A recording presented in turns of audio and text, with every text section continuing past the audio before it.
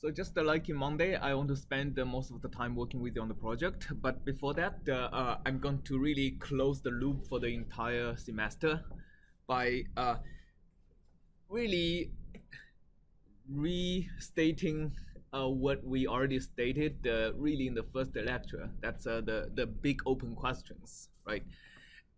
And the first big open question is, how does the solution error depend on modeling error? So we introduced the oh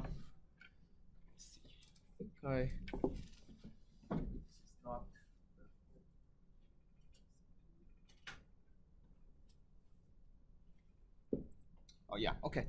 Yeah, so we introduced the whole class by looking at the difference between a real world and a computational model.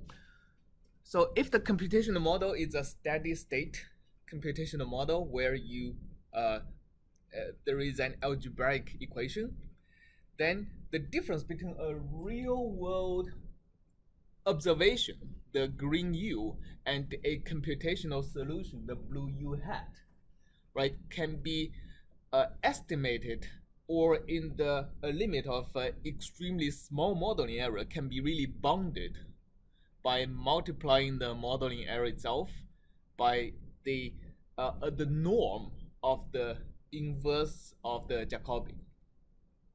So if you can quantify the model stability by estimating or bounding the norm, the matrix norm of the inverse of the Jacobian, then you can really say something about how your numerical solution, right, would differ from the real world observation. So you can make meaningful predictions, right, with a confidence bound.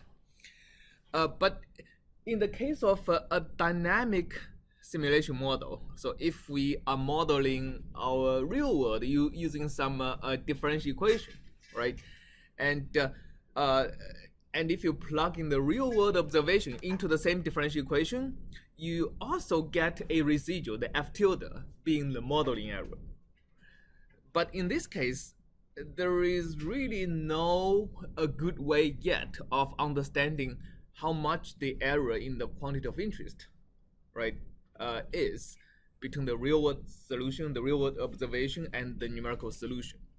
So a really big question, like I think that should be answered in the next decade or so, is to have a theoretical and a computational method of assessing, right, how the error in quantity of interest in a dynamical system would be bounded by how much modeling error there is. So this computational framework is going to help us figuring out, okay, how much modeling error or what type of modeling error would be acceptable if we want our prediction of the real world phenomenon to be with to have a certain confidence. So here is just some examples in actually just the fluid dynamics, just solving the Navier-Stokes equations. So it has been known for some time, but really recently being emphasized in some journal publications, that the difference when you're just simulating turbulence. So these are homogeneous isotopic turbulence simulations. There is a huge difference between the impact of dissipative error and dispersive error, right? So if you studied the numerical methods, you probably understand the difference between these two methods, right? So if you are between these two different errors, so if you represent a numerical scheme in a Fourier fashion, right, and look at how your numerical scheme would operate to different wave numbers, a dissipative error would actually damp the magnitude of the Fourier modes and selectively damp the most high frequency components, while a dispersive error does not damp the magnitudes but move these Fourier modes into the wrong place. And again, it selectively moves the higher Fourier modes into the wrong place at a faster rate. Okay, but in simulating turbulence, the effect of dissipation errors has been shown to be much greater than the effect of dispersive error. For example, this is a recent publication in devising lower dissipation schemes. And the standard scheme, the row scheme that's been like used a lot in aerodynamic simulations, really gives a fundamentally wrong solution for isotropic homogeneous turbulence, where the correct energy cascade is the -5/3 line, while the row scheme actually gives a -5 line, which is pretty dramatically wrong. And all of these different other methods are basically investigation of different ways to reduce the numerical dissipation, okay, and to achieve the correct energy cascade in isotropic turbulence. And because all these schemes are second order accurate scheme, right? So the amount of dissipation error these schemes has reduced is really amounts to an O delta x to the 4th power numerical error. All right. While if you look at another publication, also pretty recent, so these are different numerical methods that actually are constructed to have 0 dissipation error. So all of them have a lot of dispersive error, but they are all guaranteed to have pretty much negligible dissipation error. And these are different schemes, right? There are a theory, that's the -5/3 line, a Fourier spectral method, which is spectral accurate, 7th order, 4th order, 3rd order, and also 2 second order methods. All right, and the second order method really contains delta x to the 3rd dispersive error, which should be much larger than the delta x to the 4th dissipation error if you just look at the amount of error on paper. But all of these methods reproduces very accurate energy cascades, right, compared to what the row scheme has been doing. So the row scheme is also a second order scheme. The only difference between the row scheme and the second order schemes over here is not actually the leading error, which is the 3rd order dispersive error, but the 4th order dissipative error that made so much difference. So we really have no theoretical understanding except for observation, right? Somehow in simulating turbulence, if the quantity of interest are the statistical properties of energy cascade, at least, right? There is certain type of error, dissipative error, that has much larger effect on the quantity of interest than dispersive error. Okay, so this is some kind of I think our study in sensitivities of turbulence, etc., could reveal solutions to these puzzles, I think, in the next next decade or so. Another big question I want to show over here is really the question of, I pose it in such a way, can a butterfly control the climate? So the mathematical description of this question is, can the statistics of a chaotic simulation, right, or chaotic dynamics be significantly affected by some arbitrarily small perturbation, right? So that's actually different from the butterfly effect, which is the finite time snapshot of the solution can be affected by a small perturbation some time ago, right? So that's the finite time, that's the instantaneous solution being affected. And we know that for any chaotic dynamics, the answer is yes, right? Like a tiny perturbation can affect the solution sometime later. But the question here is the climate, which is the statistical properties of a, let's say, turbulent flow or any other chaotic dynamics. Can you make tiny perturbations to the dynamical system while completely changing or significantly changing the statistical properties, the time averaged properties of a chaotic system. We have seen this answer being yes for some very simple dynamical systems. So here is just a tent map, right? Okay, we can make large-scale perturbations and shifting. I mean, this is the distribution of this is the equilibrium distribution. Right, by making these perturbations, we are really shifting the mean of the perturbation towards the larger values of x, right? So you see the mass of the distribution being shifted towards the right.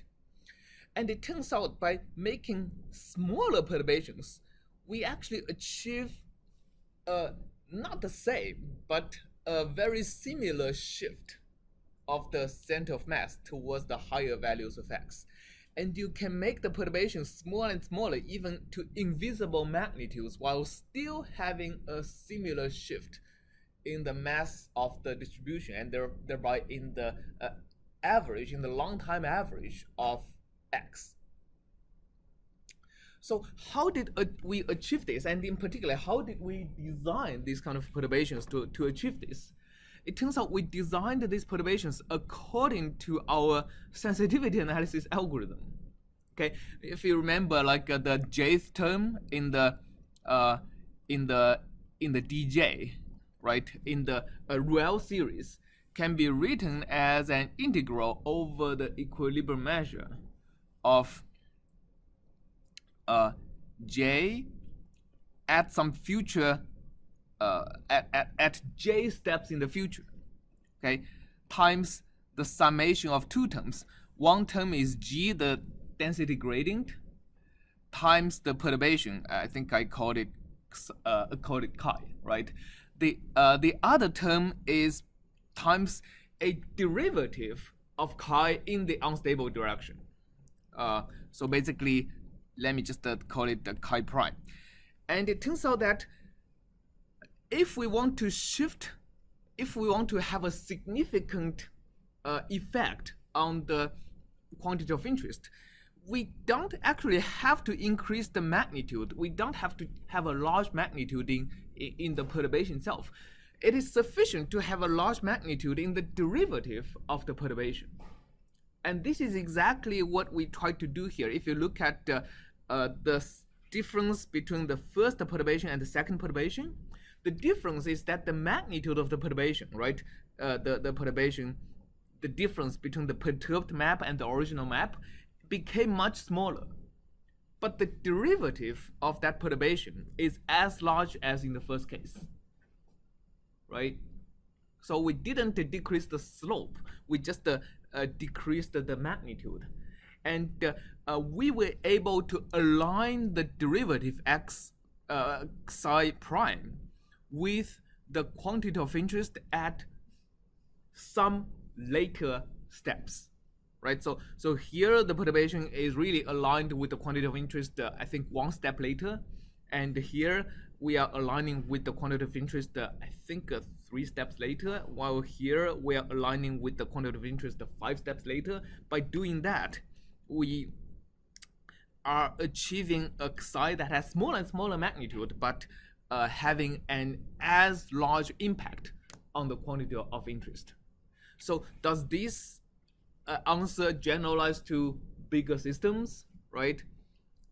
Is it possible to actually, for example, control the real climate, right, by designing these kind of perturbations that may not require a huge amount of effort or brute force, but requires a substantial amount of alignment, which is really aligning the perturbation with a future prediction on the state of the climate. So we don't really know the answer to these questions yet, but my view is optimistic. Maybe we can, right? There's some perturbation that you can frequently apply. Yeah, we can apply. So if you look at the difference between the first perturbation and the last perturbation, the difference is that the first perturbation, the perturbation itself depends not so sensitively on the current state. While if you look at the last perturbation, right? Although the magnitude is small, but whether the perturbation is positive or negative actually depends very sensitively on the current state, right? So which means if we want a perturbation that achieves great effect while having smaller magnitude, we need to be we need to have very accurate observation of what the current state is, and change how we are perturbing the system based on the very accurate observation, right? Of course, it also requires a very accurate model of the system. Otherwise, it's all just going to be misaligned. And this is also like a global perturbation. Because I'm thinking about obviously climate change, where you have huge perturbation well or CO2. So if we in carbon capture, that's basically trying to do the opposite. Yeah, these are brute force methods, right? They're trying to make large scale perturbations like that.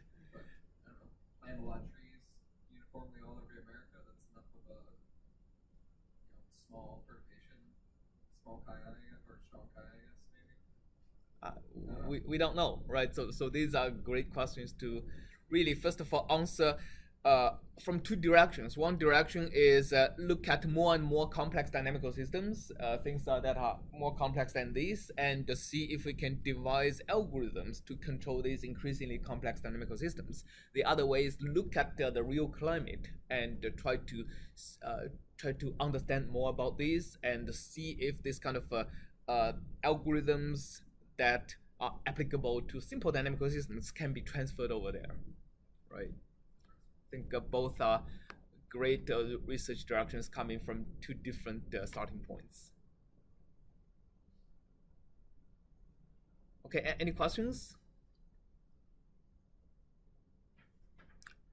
If no, this really closes all the lectures of this semester, and I'll spend the remaining time working with you on your project.